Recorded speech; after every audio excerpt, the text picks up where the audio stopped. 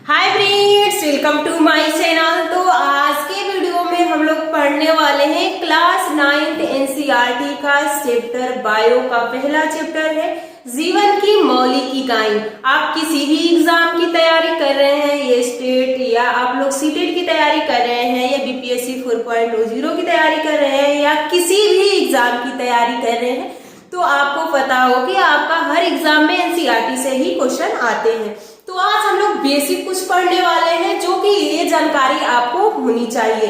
तो देखिए, जीवन की मौलिक इकाई यानी जीवन की मौलिक इकाई, the fundamental unit of life हम किसे कहेंगे? जीवन की मौलिक इकाई। तो हम लोग की जो इतनी बड़ी शरीर है, किससे मिलके बना हुआ है? बच्चा एक इतना छोटा सा जन्म लेता है, लेकिन धीरे धीरे वो बहुत बड़ा हो जाता है, यानी उसके शरीर के अंदर कुछ ना कुछ चेंज होता है जिससे कि उसका शरीर बढ़ता जाता है। उसी प्रकार आज हम लोग पढ़ने वाले हैं कि हम लोग के जीवन की मौलिक इकाई क्या है, यानी कौन सा परिवर्तन होता है तो हम लोग की शरीर इतनी बड़ी हो जाती है। तो आज हम लोग पढ़ने वाले हैं सेल यानी कोशिका के बारे में। कोशिका क्या होती है? सबसे पहले कोशिका की खोज किसने किया, या कोशिका को हम क्या नंगी आंखों से देख सकते हैं या नहीं देख सकते हैं? तो बहुत ध्यान से सुनिएगा, क्योंकि जो लाइन मैं बोलूंगी हर लाइन वो आप लोग का क्वेश्चन ही आंसर होगा। तो देखिए, सेल को हिंदी में कोशिका कहते हैं। सबसे पहले इसके बारे में किसी को पता नहीं था कि ये सेल होता क्या है। कुछ टाइम के बाद एक वैज्ञानिक आए जिनका नाम था रॉबर्ट हुक। रॉबर्ट हुक ने 1665 ईस्वी में कोशिका की खोज कर दी। उन्होंने कार्क में खोज किया था, जैसे कि आपने कोई पेड़ देखते होंगे और जब वो पेड़ का ऊपर वाला छाल को हटाते हैं तो अंदर टाइप उसका रेड टाइप का मिलता है, उसे ही हम कार्क बोलते हैं। या पहले के समय में जो इत्र की बोतलों की जो कैप आता था, वो कैप भी उसी का बना होता था। तो जो कार्क होता है, कार्क पेड़ की छाल में पाया जाता है।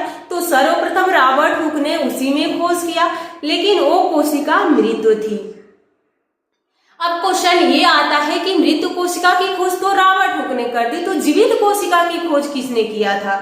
तो जीवित कोशिका की खोज 1674 ईस्वी में, यानी 1665 के बाद, यानी 1665 में रॉबर्ट हुक किए। फिर 1674 ईस्वी आया तो उसमें एक जीवित कोशिका की खोज हो गई और एंटोइन वान लीवेनहॉक ने किए थे।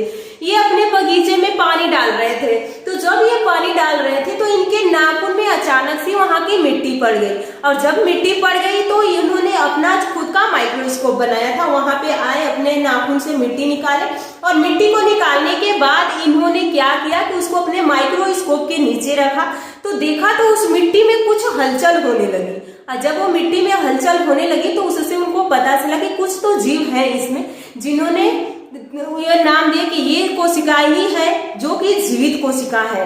तो पूछा जाए पहला क्वेश्चन कि कोशिका की खोज किसने किया? रॉबर्ट हुक ने। जीवित कोशिका की खोज किसने किया? एंटोइन वान लीवेनहॉक ने 1674 में, और 1665 में रॉबर्ट हुक ने मृत कोशिका की खोज की।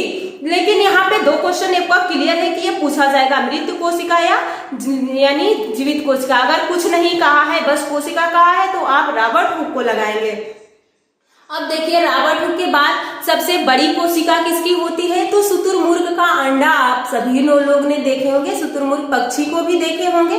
तो ये उसका अंडा होता है, सबसे बड़ा होता है।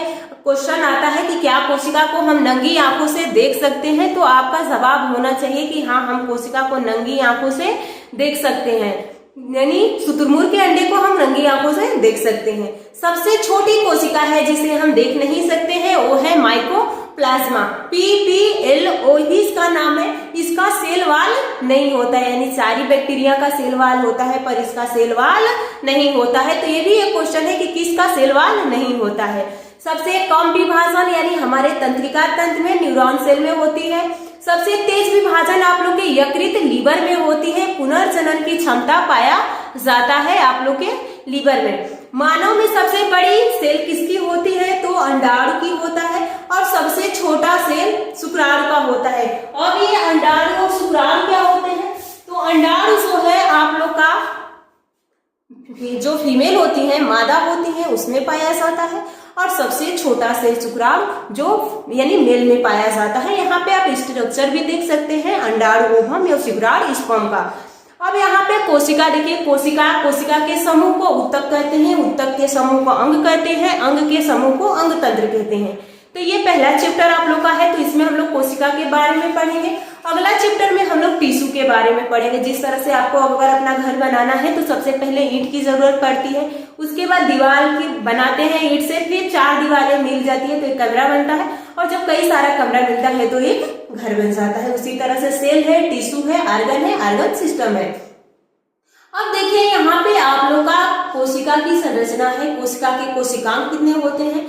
तो न्यूक्लियस होता है, ribosome, endoplasmic reticulum, mitochondria, plasmid, lysosome, गाल्जी body, centrosome, nucleus. यानी आप लोग का ये कोशिकांग है, और ये कोशिकांग के नाम याद होने चाहिए। आज के वीडियो में बस मैं आप लोग को कोशिकांग के नाम याद कराऊंगी। नेक्स्ट वीडियो में इनके बारे में बिल्कुल डिटेल से पढ़ना है, क्योंकि यहाँ से क्वेश्चन आप लोग के पूछ लिए जाते हैं। तो देखिए, सेल वॉल, प्लांट में सेल वॉल पाया जाता है पर एनिमल में सेल वॉल नहीं पाया जाता है। तो ये क्वेश्चन पूछा जाता है कि जंतु को और पादप को कौन अलग करता है? तो वहां पे आप लोग का सही हो जाएगा सेल वॉल, जो सेलुलोज का बना होता है, क्योंकि मानव सेलुलोज नहीं पचा सकते हैं, लेकिन जो ये शाकाहारी जीव है वो सेलुलोज को पाचन कर सकते हैं। अब देखिए यहाँ पे कौन कितने प्रकार का होता है? तो जो एंडोप्लाज्मिक रेटिकुलम होता है, यानी ये 2 प्रकार का होता है, स्मूथ एंडोप्लाज्मिक रेटिकुलम और रफ एंडोप्लाज्मिक रेटिकुलम। स्मूथ है जो वसा बनाने का और लिपिड्स का कार्य करता है, और रफ एंडोप्लाज्मिक रेटिकुलम में राइबोसोम पाया जाता है, जो कि यानी प्रोटीन बनाने का कार्य करता है। अगला क्वेश्चन देखिए, राइबोसोम, यानी यहाँ पे राइबोसोम होता है तो वहां पे आप लोग का राइबोसोम बनाएगा, और वहां पे स्मूथ वाले पे लिपिड्स और वसा बनता है। अगला देखिए, तो एंडोप्लाज्मिक रेटिकुलम 2 प्रकार का हो गया, अंतःप्रदव्य जालिका हिंदी में उसको बोलते हैं। अगला है माइटोकॉन्ड्रिया। माइटोकॉन्ड्रिया की खोज किसने किया? तो सबसे पहले कोलिकर ने जंतु में किए थे, अल्टमैन ने वनस्पति में किए, और बेंडा ने इसका नामकरण किया। तो अगर पूछा जाए कि माइटोकॉन्ड्रिया में जंतु, यानी माइटोकॉन्ड्रिया की खोज जंतु में किसने किया, वनस्पति में किसने किया, नाम किसने दिया? उसके बाद आप लोग का प्लास्टिड होता है, लवक होता है, जो हम मानव में नहीं पाया जाता है, या जंतु में भी प्लास्टिड नहीं पाया जाता है, ये प्लांट में पाया जाता है। तो क्लोरोप्लास्ट, क्रोमोप्लास्ट, ल्यूकोप्लास्ट, अवाडी लवक, हरित लवक। तो जो आप लोग का ल्यूकोप्लास्ट होता है ये पेड़ पौधों के जड़ में होता है, और क्रोमोप्लास्ट होता है पत्तियों में होता है। क्लोरोप्लास्ट यानी क्रोमोप्लास्ट रंग प्रदान करता है, जिसे रंग बिरंगे फूल देखते हैं ऊपर, फूलों का रंग प्रदान करता है। क्लोरोप्लास्ट ग्रीन कलर का होता है, जो भोजन बनाने का कार्य करता है। अगला है सेल वॉल, कोशिका भित्ति, जो सेलुलोज की बनी होती है। गोल्जी बॉडी, कैमिलोबल्जी, यानी लाइसोसोम में एक एंजाइम भरा होता है, हाइड्रोलिटिक एंजाइम, यानी आत्मघाती की थैली किसको कहते हैं? लाइसोसोम को। और लाइसोसोम में एक एंजाइम भरा होता है, हाइड्रोलिटिक एंजाइम। इस एंजाइम का निर्माण आप लोग का एंडोप्लाज्मिक रेटिकुलम से होता है, लेकिन जिसमें पैक किया जाता है, यानी उसका बाहर का कवर होता है, वो गाल्जी बॉडी का बना होता है। अगला है सेंट्रोसोम। सेंट्रोसोम मानव में पाया जाता है, प्लांट में नहीं पाया जाता है, यानी जंतु में पाया जाता है। सेंट्रोसोम कई प्रकार का होता है, समसूत्री, अर्धसूत्री, असूत्री, यानी 3 प्रकार का विभाजन यानी तारक का सेंट्रोसोम के कारण ही होता है। केंद्रक कोशिका का दिमाग कहा जाता है, जो कि सबको कंट्रोल करके रखा होता है। अगर कोई इसके बस का कार्य नहीं करता है तो ये मैसेज देता है लाइसोसोम को, अंकल कोई कार्य नहीं कर रहे हैं, इनका इलाज आप कीजिए। तो लाइसोसोम खुद को अपनी झिल्ली को फाड़ लेता है और अपने एंजाइम को छिड़क देता है, और सारी कोशिकाओं को यानी सारी कोशिकाओं को नष्ट कर देता है। तो पूछा जाए कि कंट्रोल, कोशिका को कंट्रोल कौन करता है? तो न्यूक्लियस करता है। लाइसोसोम कोशिका का पाचन करता है। एंडोप्लाज्मिकुलम यानी आप लोग का जो अंतःप्रदव्य जालिका होती है, राइबोसोम पाया जाता है। तो राइबोसोम है तो प्रोटीन बनाएगा। यहाँ पे आप लोग का स्मूथ एंडोप्लाज्मिक रेटिकुलम पाया जाता है, तो वसा और लिपिड्स का निर्माण होता है। राइबोसोम 2 प्रकार का होता है, एक 70S का होता है और एक 80S का होता है। प्रोटोप्लाज्म एक जल द्रव भरा होता है, अगर उस द्रव का कोशिका में अगर 2% की कमी होती है पानी की तो प्यास लगती है, और 10% की कमी होती है तो मृत्यु हो जाती है। तो यहाँ पे आप देख सकते हैं कि अगर प्रोटोप्लाज्म में 2% की कमी हुई तो प्यास लगती है, 10% की कमी हुई तो मृत्यु हो जाती है। न्यूक्लियस केंद्रक सबको कंट्रोल करके रखता है। डबल मेम्ब्रेन होता है, यही यूकैरियोटिक में डबल मेम्ब्रेन होता है, लेकिन प्रोकैरियोटिक में डबल मेम्ब्रेन नहीं होता है। तो उम्मीद करती हूँ कि सारे पॉइंट आपको समझ में आए होंगे। नेक्स्ट वीडियो में हम लोग कोशिकांग जितने हैं इसको डिटेल से पढ़ने वाले हैं। तो आप लोग वीडियो को लाइक और चैनल को सब्सक्राइब कीजिएगा।